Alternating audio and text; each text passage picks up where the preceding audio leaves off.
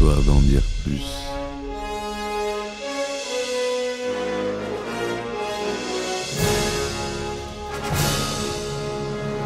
Eh ben attendez, on est en France. Allez, cul sec.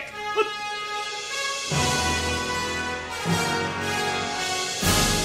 Personne ne peut le croire et pourtant c'est vrai. Ils existent, ils sont là, Tarnatata. Non. Il faut qu'on pète.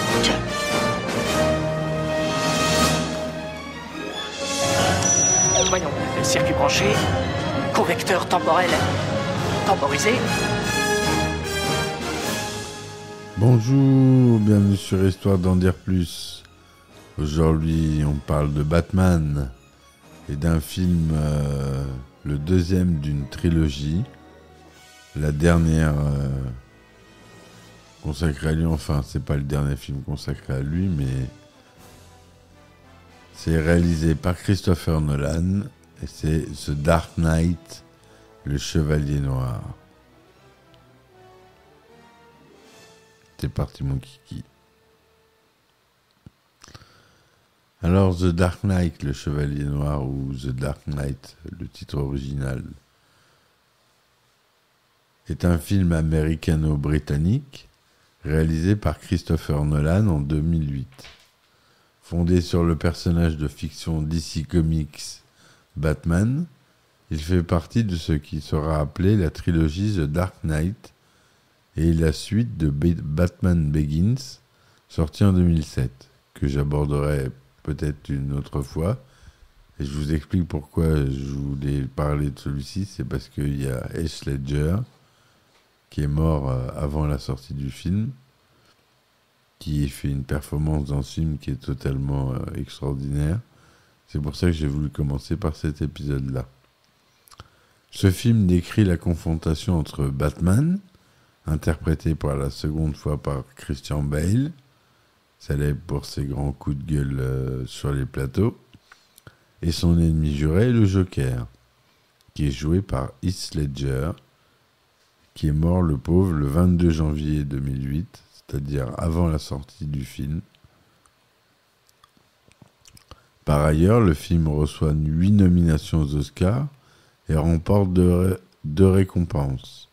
L'Oscar du meilleur acteur dans un second rôle à titre posthume pour Heath Ledger et l'Oscar du meilleur montage son pour Richard King. Donc à la musique, on retrouve Hans Zimmer. Au scénario, c'est Christopher Nolan avec son frère Jonathan Nolan. Hans Zimmer n'est pas le seul à la musique, puisqu'il y a James Newton Howard aussi qui fait un peu de la BO. En acteurs principaux, on a donc Batman qui joue Christian Bale, Joker Heath Ledger, on a Michael Caine, Gary Oldman, Aaron Eckhart, Maggie Gyllenhaal, Morgan Freeman, Eric Roberts. C'est produit par la DC Comics, évidemment. Syncopy Film, Warner Bros, Legendary Entertainment. DC Comics, qui est la société de production qui a été créée à partir de la boîte originale de la société originale de comics d'où vient Batman. Tout le monde connaît le Marvel Universe. Il y a aussi le DC Comics Universe, vous devez déjà le savoir. Pour le synopsis, dans la ville de Gotham City, une bande de cambrioleurs déguisés en clowns dévalise une banque servant à la mafia pour blanchir son argent sale. Chacun des cambrioleurs doit se débarrasser de l'un des complices jusqu'à ce qu'il n'en reste plus qu'un, le commanditaire du casse, un psychopathe fou et particulièrement dangereux, le Joker. Cette nuit-là, 3 hommes déguisés en Batman interrompent un rendez-vous entre Jonathan Crane, alias l'épouvantail, et des gangsters. Le vrai Batman fait alors son apparition et appréhende tous les criminels, ainsi que les imposteurs. Cependant, il souffre des morsures des chiens d'un des malfaiteurs, ce qui l'amène à revoir la conception de son costume. Batman et le lieutenant Jim Gordon réfléchissent aux moyens d'éradiquer la mafia omniprésente dans la ville.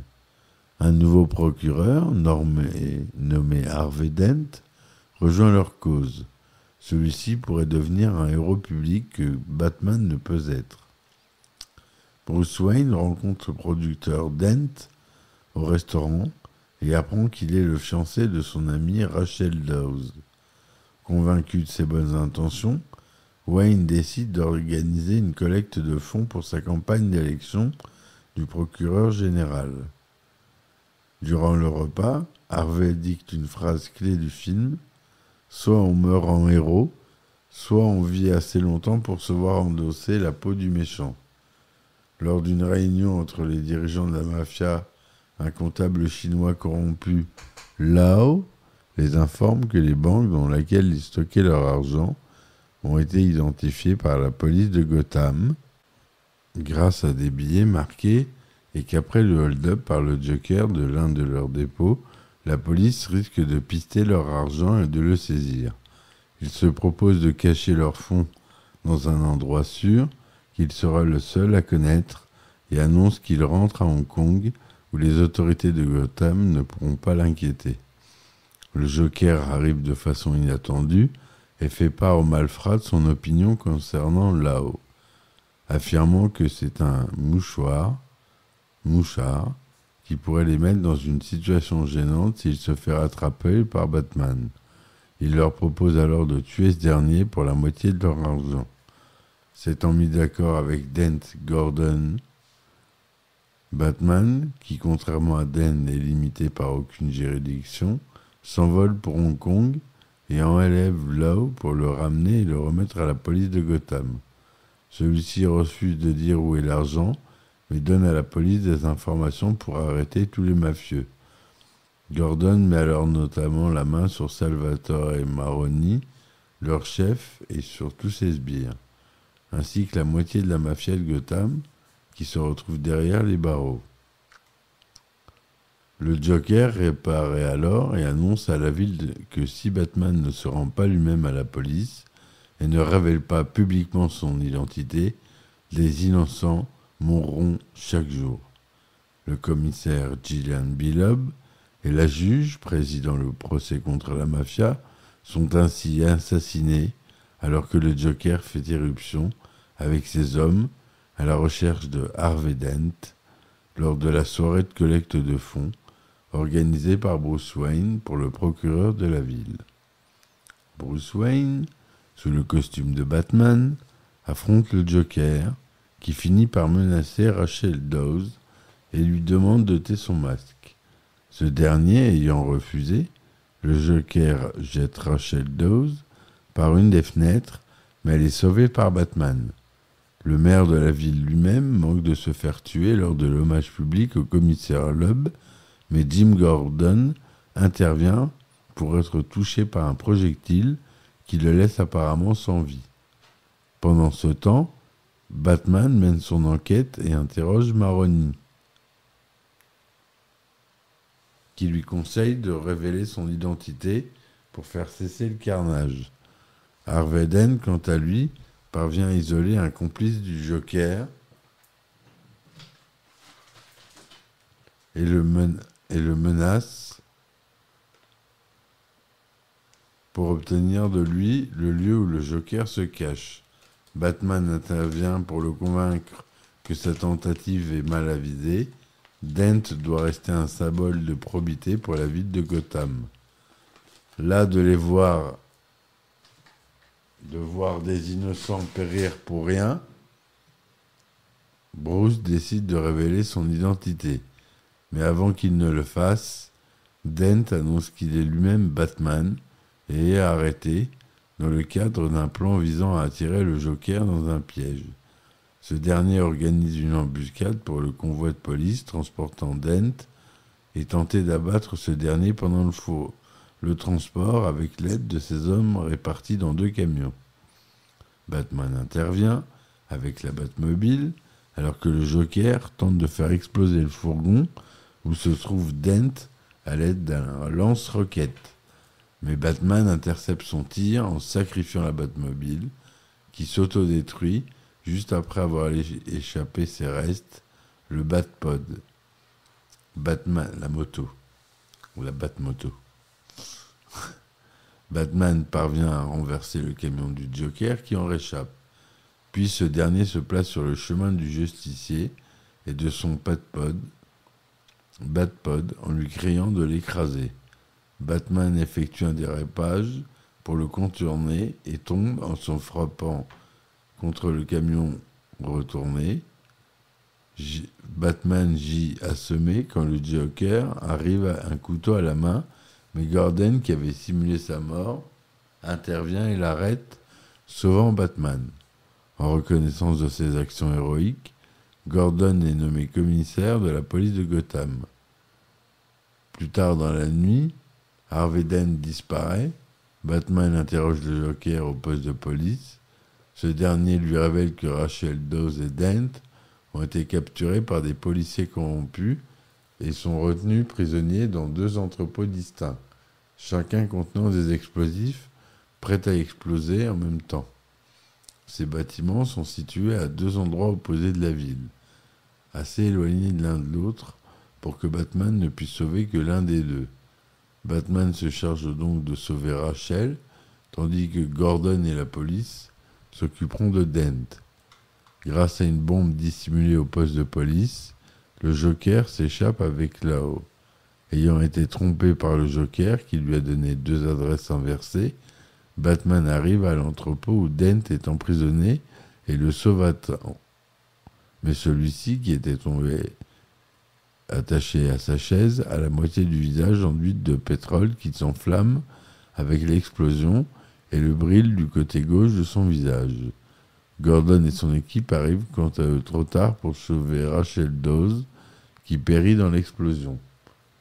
À son réveil, à l'hôpital, Dent sombre dans la folie après la perte de sa fiancée. Quant à Wayne, il se sent responsable de la mort de Rachel.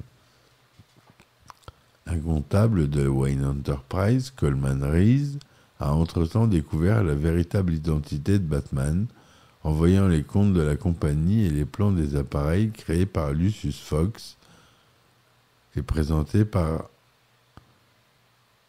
Batman. Il a envisagé de le faire chanter avant d'en être rapidement dissuadé par Lucius Fox, mais après la tournure des événements récents, il a changé son fusil d'épaule. Il propose une émission de télévision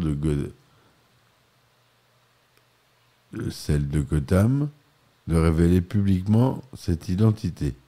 Il n'a toutefois pas eu le temps de le faire, car après avoir brûlé la moitié de l'argent de la mafia qui lui était destiné, avec l'eau attachée sur le tas de billets, le Joker interrompt l'interview en téléphonant en direct au présentateur. Il annonce alors qu'il fera exploser un hôpital si Coleman Reese n'est pas mort dans les 60 minutes. La panique s'installe dans la ville et de nombreuses personnes envisagent d'abattre Reese elle-même pour protéger un de leurs proches actuellement dans un des établissements hospitaliers de la ville, alors que Reese est emmené en sécurité par Gordon et qu'un maximum d'hôpitaux sont évacués d'urgence. Le Joker va à l'hôpital général de Gotham et profite de l'état de Dent pour le convaincre de se venger sur les policiers corrompus et autres mafieux qui sont responsables de la mort de Rachel Dawes, ainsi que sur Batman et Gordon. Dent adopte le surnom qu'on lui donnait aux affaires internes, Double Face, et poursuit une vendetta personnelle face à la police et les gangsters, un par un, laissant décider le hasard de leur sort avec une pièce de monnaie, Double Face, griffée d'un côté depuis l'explosion. Pendant ce temps, le Joker met ses menaces à exécution et fait exploser l'hôpital général dans un plan magistral avant de s'enfuir déguisé en infirmière dans un bus transportant les malades évacués. Il annonce aux habitants de Gotham que désormais il dirige la ville et que le mot d'ordre est chaos. Le pont et les tunnels de la ville sont alors fermés en raison des alertes à la bombe du Joker. et les autorités commencent l'évacuation des habitants par bateau. Gordon lui-même affrète spécialement un ferry pour embarquer tous les prisonniers de la ville, pour éviter qu'ils ne s'échappent dans la confusion qui règne en ville. Durant la soirée, le Joker prend en otage les occupants du bus dans lequel il a quitté l'hôpital et se rend à son tour dans une tour en construction en centre-ville. Il informe les passagers des deux ferries, l'un transportant les prisonniers et l'autre les civils, qu'il y a placé des explosifs avec une télécommande. Le seul moyen pour les passagers de chaque ferry de se sauver est de déclencher les explosifs de l'autre bateau. Sinon, tous deux exploseront à minuit. Batman réussit à localiser le Joker à l'aide de Lucius Fox et grimpe au sommet du building pour l'affronter une dernière fois. Il est alors presque minuit, mais sur les ferries, les passagers des deux camps refusent tout de même de faire exploser l'autre bateau. Le Joker envoie ses chiens sur Batman et le met ensuite presque KO avec des coups violents. Il s'apprête à faire sauter lui-même les deux bateaux quand Batman reprend ses esprits et le jette du haut de l'immeuble. Avant de le rattraper avec son grappin, le Joker avoue à Batman qu'il est vraiment incorruptible, contrairement à Dent qui va répandre sa folie sur la ville. Après avoir livré le Joker à la police, Batman se met à la recherche de Dent et le retrouve à l'endroit où Rachel est morte, retenant Gordon et sa famille. Dent menace de tuer le fils de Gordon et décidant de punir les trois responsables de la mort de Rachel, Dent tire au sort le destin de Batman. Le sien est celui de Gordon à pile ou face. Dent tire sur Batman dans l'abdomen, protégé par du Kevlar, et s'épargne lui-même car la pièce est tombée du côté face. Voulant punir Gordon en supprimant la personne qu'il aime le plus, Harvey tire au sort ce qu'il fera de Jim Gordon Jr. Mais avant qu'il puisse déterminer le sort du garçon, Batman se jette sur lui et ils chutent tous les deux du toit du bâtiment. Dent meurt, mais Batman en réchappe avec une blessure à la jambe qui le fait boiter. Le Joker a gagné en détruisant tout ce que Harvey avait fait pour la ville. Batman et Gordon réalisent que si les habitants de Gotham apprennent que le nouveau défenseur Harvey Dent a aussi franchi la limite qui sépare le bien du mal, ils perdront tout espoir et la ville sombrerait dans le chaos. Batman persuade Gordon de préserver l'image de Dent en s'accusant des 5 meurtres qu'il a commis. Soit on meurt en héros, soit on vit assez longtemps pour se voir endosser la peau du méchant, dit-il. Gordon détruit le Bat-Signal et une chasse aux justiciers s'ensuit. Voilà pour ce qui est ce long résumé. Donc voilà pour ce qui est de Dark Knight. On a dit qu'à la musique on avait Hans Zimmer, à la réalisation Christopher Nolan, d'après une histoire originale de Christopher Nolan, et David S. Goyer d'après le personnage créé par Bob Kane. C'est le personnage original qui a créé Batman. Au décor, on a Nathan Crowley, au costume Lindy Hemming, à la photographie Wally Pfizer, au son Laura Hirschberg, Gary Rizzo, Richard King, Ed Novick, Matt Gruber. La production pour la version IMAX était faite par Lorne Orleans. Pour Hong Kong, c'était Philip Lee. Et sinon, c'était Jordan Goldberg. Le budget du film est monstrueux, 185 millions de dollars. C'est tourné avec plusieurs technologies, en couleur Technicolor 35 mm et en Astrocolor 70 mm des cinémas de 2/39e cinémascope tourné avec du matériel Panavision. Le son est DTS, Dolby Digital, SD-DTS.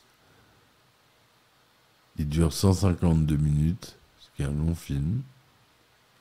Il est sorti aux États-Unis le 18 juillet 2008, en France le 13 août 2008. Accord parental souhaité pour les enfants de moins de 13 ans aux États-Unis, en France tout public. Christian Bale il joue Batman, Heath Ledger le Joker, Aaron Eckhart il joue Harvey Dent, Gary Oldman joue le commissaire Jim Gordon, Michael Caine joue Alfred Pennyworth, Maggie Gyllenhaal joue Rachel Dawes, Morgan Freeman il joue Lucius Fox, Eric Roberts il joue Salvatore Maroni, le mafieux. Voilà, il y en a d'autres qui sont assez connus. Il y a Cillian Murphy qui joue l'épouvantail. Il y en a surtout Heath Ledger, le pauvre qui nous a quittés trop tôt. Désolé pour le son parasite. Voilà, j'ai désactivé toutes mes notifications, mais c'est pas... Et il y en a qui arrivent quand même à s'activer. Merci l'informatique. Avant que Batman Begins ne soit plus à l'affiche, le scénariste David S. Goyer avait écrit deux suites qui introduisaient le Joker et Double Face. Sa première intention était que Harvey Dent soit défiguré par le Joker lors de son procès dans le troisième film, transformant ainsi le procureur en Double Face. Goyer, qui a écrit le premier opus, a cité la bande dessinée Batman A Long Halloween comme la principale influence de son histoire. Tout d'abord dans l'incertitude quant à sa participation comme réalisateur de la suite de Batman Begins, Nolan voulait réinterpréter le rôle du Joker.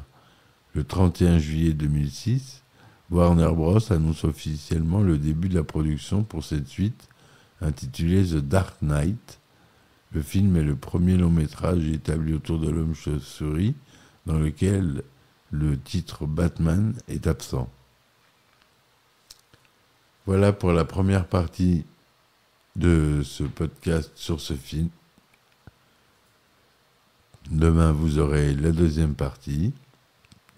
J'espère que ça vous aura donné envie d'écouter la suite de la production du film et du tournage qui a été chaotique et avec de nombreux rebondissements.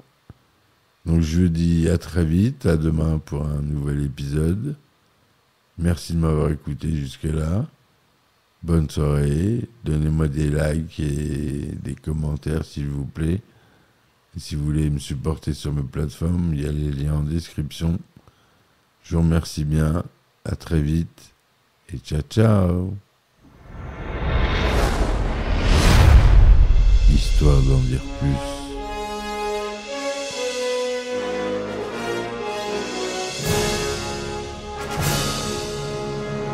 Eh ben attendez, on est en France. Allez, cul sec. Hop.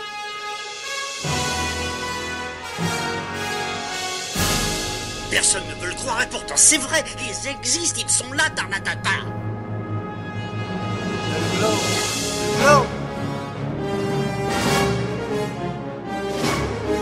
Il faut qu'on pète.